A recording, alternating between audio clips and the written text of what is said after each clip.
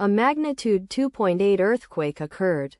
Sumba region, Indonesia. 123 kilometers SW of Waingapu, Indonesia, or 192 kilometers S of Labuan Bajo, Indonesia. On Friday, the 18th of July 2025, at 11 hours 39 minutes and 7 seconds local time, the quake had a depth of 10 kilometers and was not felt, or at least not reported so.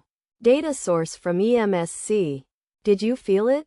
Let us pray. May the earthquake that occurred not affect our brothers and sisters there. May the earthquake not happen again. And may God protect everyone. Amen.